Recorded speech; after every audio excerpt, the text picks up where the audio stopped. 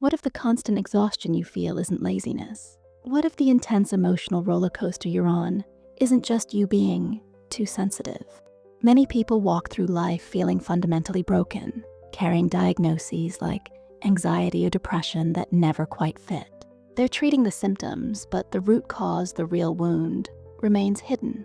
Today, we're pulling back the curtain on 7 of the most misunderstood and misdiagnosed symptoms of complex PTSD. This isn't about labels.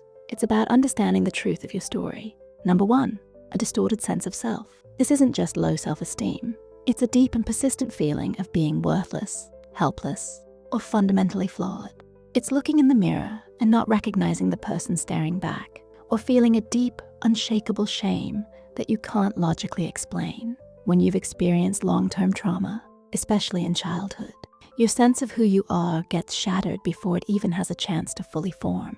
The messages you received from your environment, that you were a burden, that your needs didn't matter, that you were to blame for what was happening, become the bedrock of your identity. This often gets misdiagnosed as chronic depression. While depression certainly involves feelings of worthlessness, the shame in CPTSD is different. It's a core belief that you are inherently bad. You might find yourself constantly apologizing for your very existence, unable to accept compliments, or feeling like a fraud who is just waiting to be exposed. It's the quiet, nagging voice that whispers, if people really knew you, they would leave. This isn't just a mood. It's a deeply ingrained blueprint of who you believe you are, drawn by the hands of your past. Healing begins when you realize you are not the artist of that original painful drawing. Number 2, difficulty with emotional regulation. Do you ever feel like your emotions have a mind of their own? One moment you're fine, and the next you're engulfed by a wave of anger, sadness, or terror that feels completely out of proportion to the situation. Or perhaps you feel the opposite, a persistent numbness, a sense of being detached from your own feelings, as if you're watching your life from behind a thick wall of glass. This emotional chaos is a hallmark of CPTSD.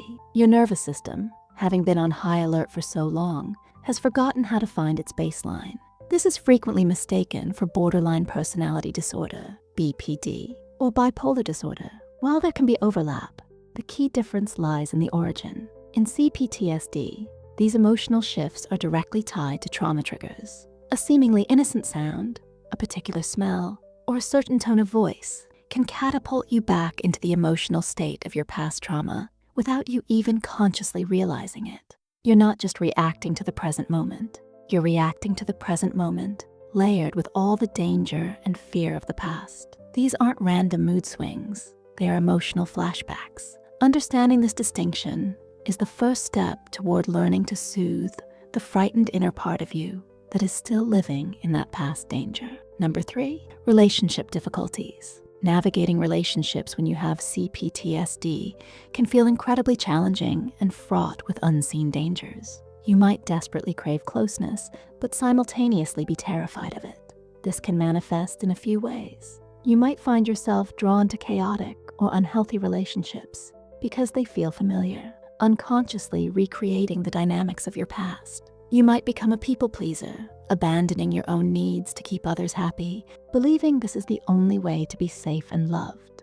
On the other hand, you might avoid intimacy altogether, keeping everyone at a safe distance to prevent getting hurt again. Trust doesn't come easily. You might constantly look for signs of betrayal or abandonment, misinterpreting innocent actions as proof that the other shoe is about to drop. This is often misdiagnosed as social anxiety or avoidant personality disorder.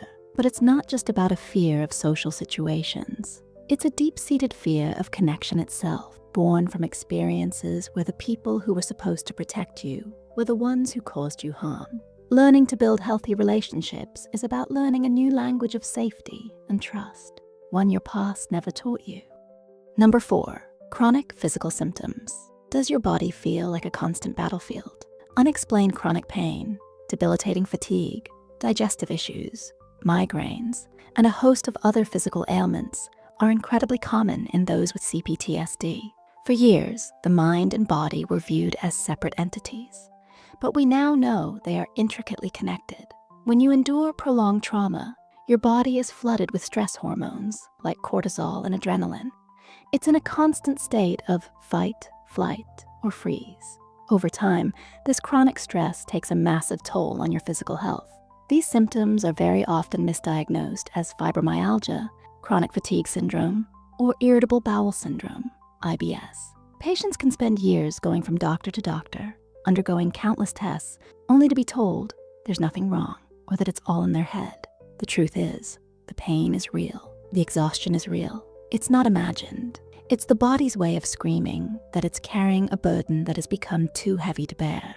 The body remembers what the mind tries to forget, and sometimes it speaks in a language of pain.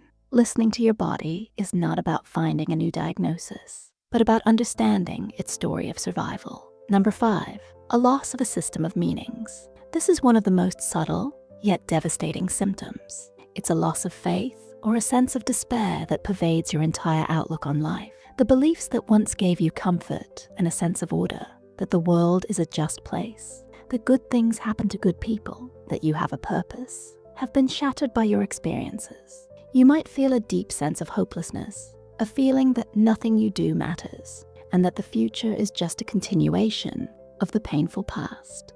This is frequently mistaken for existential depression or a spiritual crisis, but it's more than a philosophical quandary. When trauma is inflicted by other people, especially over a long period, it can completely dismantle your faith in humanity. You may lose your spiritual or religious beliefs, not because of a lack of faith, but because you can no longer reconcile the idea of a benevolent higher power with the cruelty you've witnessed or endured. It leaves you feeling adrift in a meaningless universe. Rebuilding this system of meaning is not about finding easy answers or platitudes. It's about the slow, difficult process of finding a new source of hope and purpose, often by connecting with others who understand, and by finding meaning in the act of healing itself. Number 6, preoccupation with the abuser. Do you find your thoughts constantly circling back to the person or people who hurt you? This isn't about wanting them back.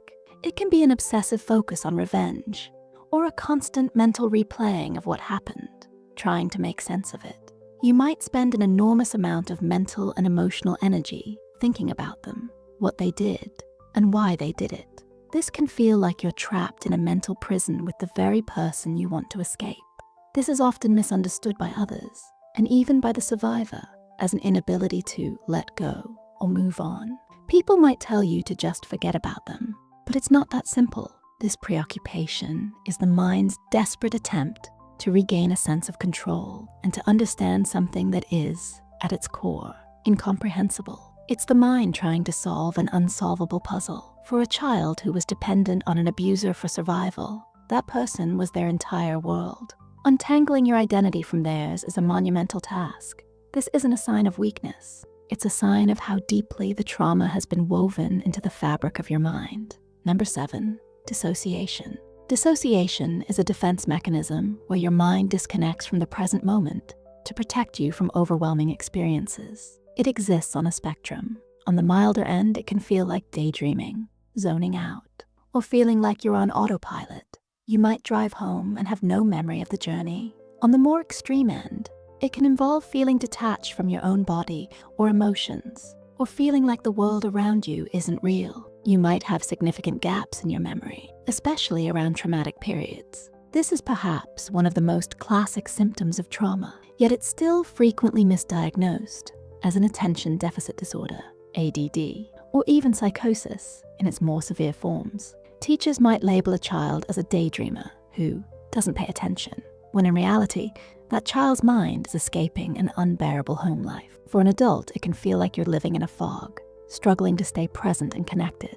This isn't a character flaw or a lack of focus. It was a brilliant survival strategy. At the time, checking out was the only way to endure the unendurable. The challenge now is to teach your mind that it's safe to check back in. Recognizing yourself in these descriptions can be a powerful and sometimes difficult experience, but it's a crucial step toward true healing. You are not broken, you are not too sensitive, and you are not alone. You are a survivor who has carried an invisible weight for far too long. If this video resonated with you, please give it a like and subscribe for more content that helps make sense of the human experience. Most importantly, I want to hear from you. Which of these symptoms was the biggest aha moment for you? Sharing your story in the comments not only helps you feel seen, but it creates a community of understanding for others who are on this journey too. Thank you for being here. Be kind to yourself.